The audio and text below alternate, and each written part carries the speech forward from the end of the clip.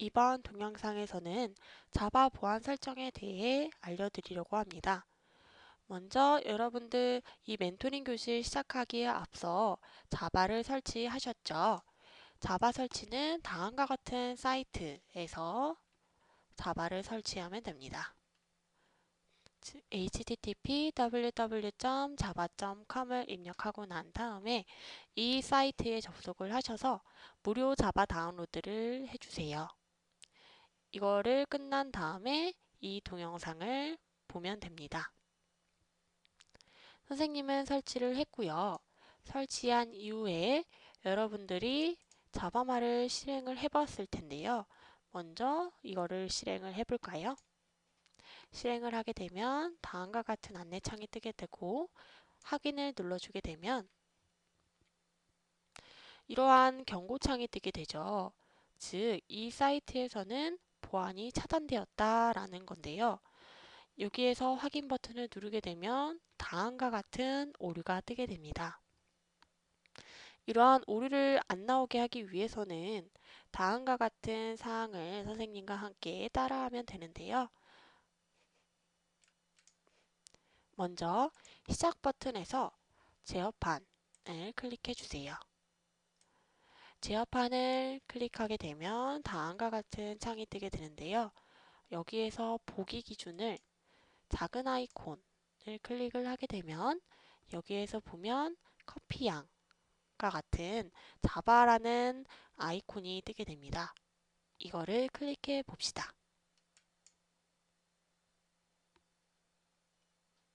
클릭을 하게 되면 다음과 같은 자바 제어판이 뜨게 되는데요. 이때 위에 보안 탭을 클릭을 해 봅시다.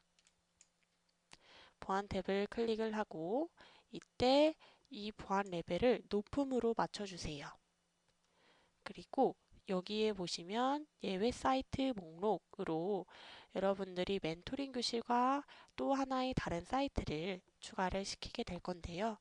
여기 오른쪽에 사이트 목록 편집을 눌러주세요. 사이트 목록 편집을 눌러서 다음과 같은 두 개의 사이트를 추가를 시켜주는데요. 선생님과 함께 같이 써봅시다.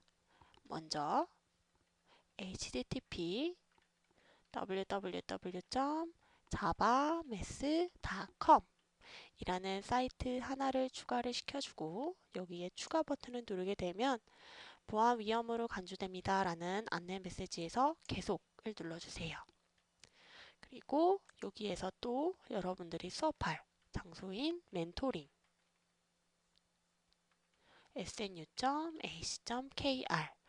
클릭하고 난 다음에 이것도 마찬가지로 추가 버튼을 눌러주고 계속을 눌러주게 됩니다. 이때 여러분들이 주의해야 할 것은 선생님과 똑같이 써야 합니다. 즉, 스펠링이 틀리거나 이러한 점이 틀리게 되면 이 사이트는 계속 오류를 뜨게 되는데요. 그렇기 때문에 꼭 다시 여러분들이 썼던 것을 확인하시고 확인 버튼을 나중에 눌러주세요.